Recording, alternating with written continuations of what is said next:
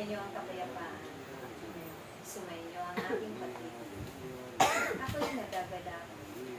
Magmula ng imulat ninyo ang aking pangalan na napakabanal ang inuusal ng inyong mga labi.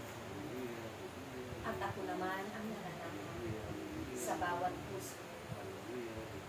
Naway ito'y manahili at maibahagi ninyo ang aking paghahanap sa inyong mga kapatid at labi.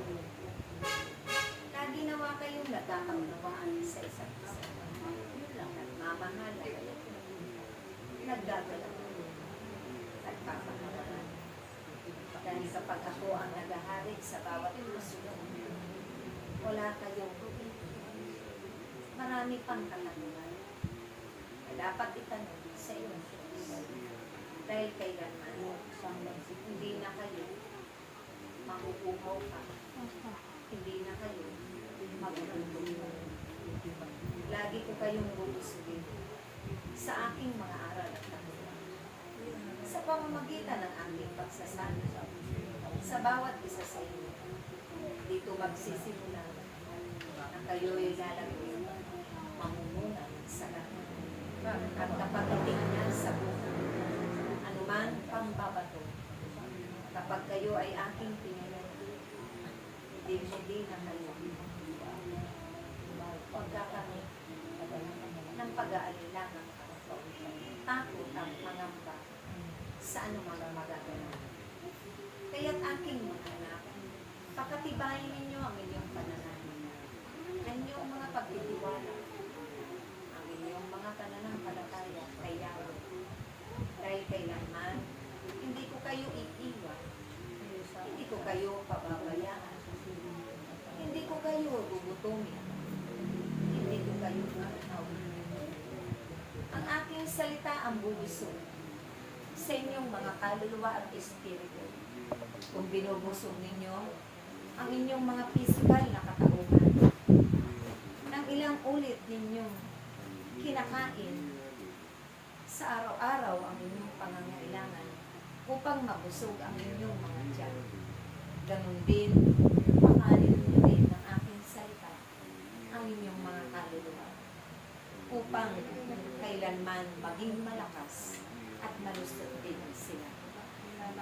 Ako si Yahweh ang nasa piling ng bawat isa.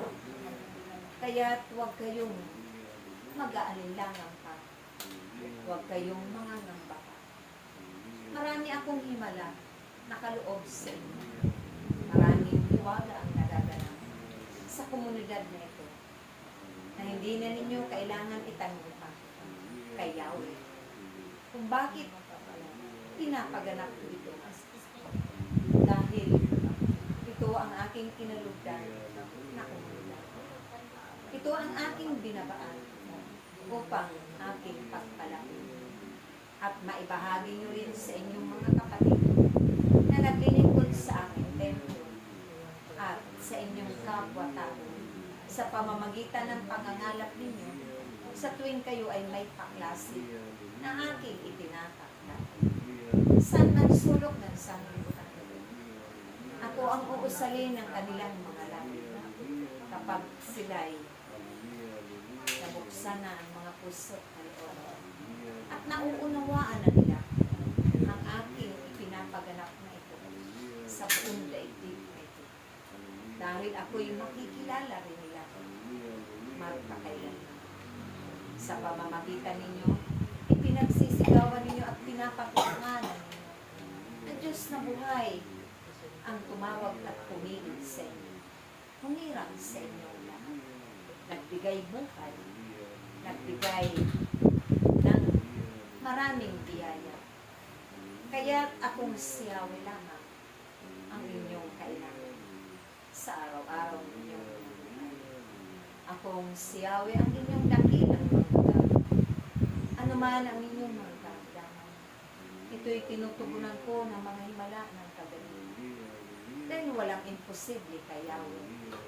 Walang imposible sa akin. Lahat magagawa ko at maipagkakaloob ko sa iyo. Ano man yun.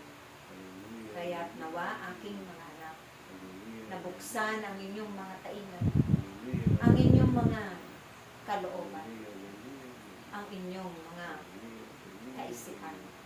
Dahil ako mismo ang magbibigay daan upang maunawaan ang lahat-lahat natin. Maraming salamat, iniibig ko kayo. Sa muli nating pagtitipan, akong si Yahweh, ang magtuturo